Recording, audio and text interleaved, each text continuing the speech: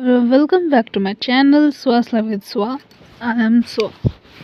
তো আজ আমি এসেছি সবুজ ভূতের আবির্ভাব গল্পের নেক্সট পার্ট নিয়ে। Let's start. হয়তো অফিস ঘরে আছেন। অফিস ঘরের দরজা বন্ধ ছিল। চার্লস দরজায় টোকা দিল। ভেতর থেকে গো গো করে চাপা আওয়াজ তাদের কানে এলো। কি ব্যাপার? চার্লস সজোরে দরজা ধাক্কা দিতেই খুলে গেল। তিনজনেই আশ্চর্য হয়ে দেখলো হ্যারল্ড কার্লসন মেঝেতে পড়ে আছেন। তা হাত পা নাইলনের দড়ি দিয়ে শক্ত করে বাঁধা, আর একটা বাদামি রঙের বিরাট কাগজের ঠোঙ্গা দিয়ে তার মাথা ও মুখ ঢাকা। হ্যারল্ড কাকা! চার্লস চিৎকার করে উঠল। দৌড়ে গিয়ে মুখ থেকে ঠোঙাটা খুলে দিল। তার মুখটা কাপড় দিয়ে বাঁধা। ওরা তিনজনে দ্রুত তার বাঁধন খুলে দিল। তিনি হাঁফ ছেড়ে উঠে বসলেন, কবজিতে হাত বোলাতে লাগলেন। কি হয়েছিল? পিটি ব্যগ্রভাবে জিজ্ঞেস করল।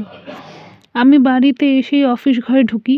কেউ বোধহয় দরজার পাশে লুকিয়েছিল। পেছন থেকে আমাকে মুখ চেপে জাপটে ধরে, তারপর মাটিতে ফেলে হাত পা বেঁধে ফেলে, মুখটা কাগজের ঠোঙ্গা দিয়ে ঢেকে দেয়। তারপর আমি সিন্ধুকের পাল্লা খোলার শব্দ পেলাম। বলতে বলতে মিস্টার কার্লসন দৌড়ে গিয়ে সিন্ধুকের পাল্লাটা এক টানে খুলে ফেলেন। ভেতরে হাত ঢুকিয়ে বললেন, হায় ভগবান, যা ভেবেছি তাই, মুক্তগুলো চুরি গেছে। ফ্যাল ফ্যাল করে চারজনের মুখ চাওয়াচাওয়ি করতে লাগলো। জুপিটার একা একা বসে চিন্তা করছিল সবুজ ভূতের রহস্যটা নিয়ে, কিন্তু কিছুতেই কোনো সূত্র খুঁজে পাচ্ছিল না যা থেকে তদন্ত শুরু করতে পারে। হঠাৎ টেলিফোনটা বেজে উঠল। জুপিটার টেলিফোনটা তুলে নিল। ববের টেলিফোন। হ্যালো বব, কী খবর? খবর খুব সাংঘাতিক। এখানে সবুজ ভূত দেখা গেছে। মিস গ্রিন এবং আরও তিনজন কর্মচারী সবুজ ভূত দেখেছেন। তাই নাকি? জুপিটার বেশ অবাক হলো। হ্যাঁ হ্যাঁ, তাছাড়া ভুতুড়ে বাড়ি থেকে যে মুক্ত মালাটা পাওয়া গেছে সেটাও কাল রাতে চুরি গেছে। ঘটনাটা এবার মোড় ঘুরেছে। তা স্থানীয় পুলিশ কি বলছে? এ জায়গায় শহরের মধ্যে নয় বলে এখানে কোনো পুলিশ ফোর্স নেই, তবে স্থানীয় শেরিফ এসেছিলেন। তিনি ঘটনাটা শুনে নিজেই একটা অনুমান খাড়া করছেন। তার মতে মালার খবরটা কাগজে ছাপার ফলে শহর থেকে বদমাশ লোকগুলো চুরি করবার জন্য এখানে আসে। তারা যখন ঘরে ঢুকে মুক্তোর সন্ধান করছেন তখনই মিস্টার কার্লসন ফিরে আসে এবং সঙ্গে সঙ্গে দুষ্কৃতকারীদের হাতে বন্দী হন। তারপর তারা সহজেই মুক্তগুলো নিয়ে চম্পট দেয়।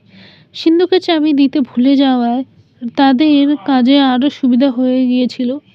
একটানা বলে বব থামল। আরও দু একটা কথাবার্তা সেরে জুপিটার ফোন রেখে দিল। তারপর চুপচাপ চেয়ারটা গিয়ে বসলো। ভার্ডান্ট ভ্যালিতে আবার সবুজ ভূতে আবির্ভাব, তার উপর মুক্তোর মালা চুরি। ব্যাপারটা যেন ক্রমশই প্যাঁচালো হয়ে উঠেছে। তবে একটা ব্যাপার তার মনে হচ্ছে যে সবুজ ভূতের সঙ্গে মুক্তোর মালার নিশ্চয়ই একটা সম্পর্ক আছে। আবার তার মনে হলো হয়তো শেরিফের কথাই ঠিক, এটা কোনো দুষ্কৃতকারীদের কাজ। তাহলে তো পুরো ব্যাপারটা। হঠাৎ দরজার সাংকেতিক টোকা শব্দ হলো। দরজা খুলতেই কনরাড ঘরে ঢুকলো। কি ব্যাপার জুপিটার, তুমি এখনও বসে বসে চিন্তা করছো? চলো একটু বাইরে থেকে ঘুরে আসি। সারাদিন ঘরের মধ্যে বসে থাকলে বুদ্ধি ঠিক খোলে না, বুঝলে? জুপিটারকে নিয়ে কনরাড বাইরে বেরোলো। সন্ধ্যা হতে এখনও অনেক দেরি।